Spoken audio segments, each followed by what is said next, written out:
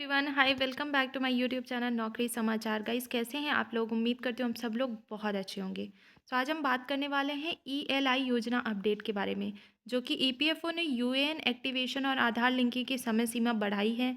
अंतिम तिथि क्या है, ये आप लोगों को जानना बहुत ज़्यादा ज़रूरी है, नहीं तो आप लोगों के साथ प्रॉब्लम हो सकती है अगर आप लोग अपना अपडेशन नहीं करेंगे। तो कर्मचारी भविष्य निधि संगठन ने यूनिवर्सल अकाउंट नंबर यूएएन को रोजगार लिंक्ड इंसेंटिव योजना के साथ जोड़ने की समय सीमा 30 नवंबर 2024 से बढ़ाकर 15 दिसंबर 2024 तक कर दी है।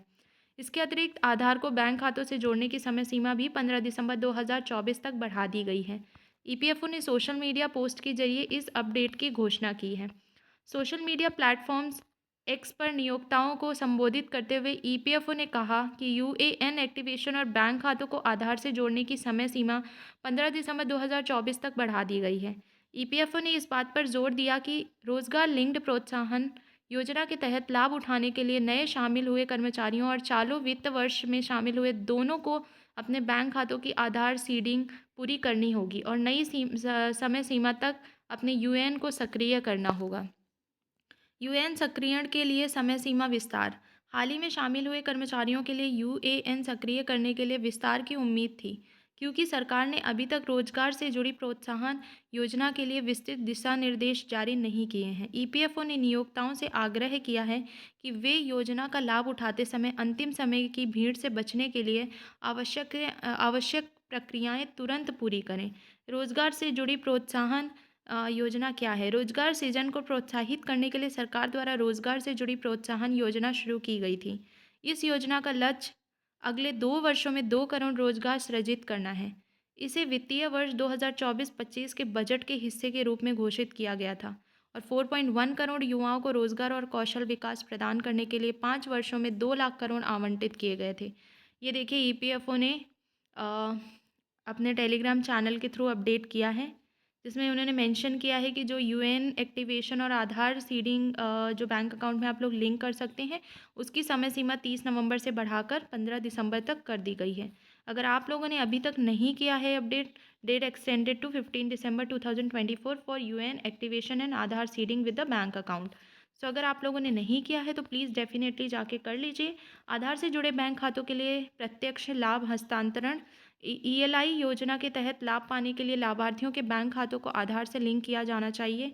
प्रत्यक्ष लाभ हस्तांतरण डीबीटी के माध्यम से प्रोत्साहन सीधे उनके बैंक खातों में स्थानांतरित किए जाएंगे। सो रोजगार से जुड़ी प्रोत्साहन योजनाओं का विवरण। योजना ए के बारे में बताएं तो जो कर्मचारी ईपीएफओ के साथ पंजीकृत हैं और संगठित क्षेत्र में पहली बार कार्यरत हैं, उन्हें 3 किस्तों में 1 महीने के मूल वेतन के बराबर 15,000 रुपये मिलेंगे। योजना बी थी कि इस योजना का उद्देश्य विनिर्माण क्षेत्र में रोजगार के अवसरों को बढ़ावा देना है, जिससे कर्मचारियों और नियोक्ताओं दोनों को प्रोत्साहन मिलेगा और रुपये 1 लाख तक की आय वाले कर्मचारी लाभ के पात्र होंगे। योजना सी में था कि नियोक्ताओं को प्रत्येक अतिरिक्त कर्मचारी जिसका वेतन 1 लाख तक है कि ईपीएफओ अंशदान के लिए 2 वर्षों तक 3,000 रुपये प्रति माह प्राप्त होंगे। रोजगार सृजन के लिए सरकार का दृष्टिकोण। ईएलआई योजना रोजगार सृजन और कौशल विकास को बढ़ावा देने की सरकार की पहल का आधार है, जो कार्यबल के लिए व्यापक आर्थिक और सामाजिक सुरक्षा प्रदान करने के लक्ष्य के अनुरूप है। सो ये कुछ योजनाएं थीं जो ए बी सी कैटेगरी में उन्होंने इंट्रोड्यूस की थी। और अगर आपने अभी तक अपना यूएन और एक्टिवेशन और आधार लिंक नहीं कराया है तो प्लीज़ जाकर कर दीजिए, क्योंकि ईपीएफओ ने उसकी डेट बढ़ा दी है। और अगर आपको लगता है कि किसी के साथ ये इन्फॉर्मेशन शेयर करना चाहिए तो please definitely you guys can share the information and do subscribe this channel and press the bell icon so you guys can get the notification whenever I post any videos. That's all guys in this part. Thank you so much and stay tuned for my next video. Jai Hind, Jai Bharat.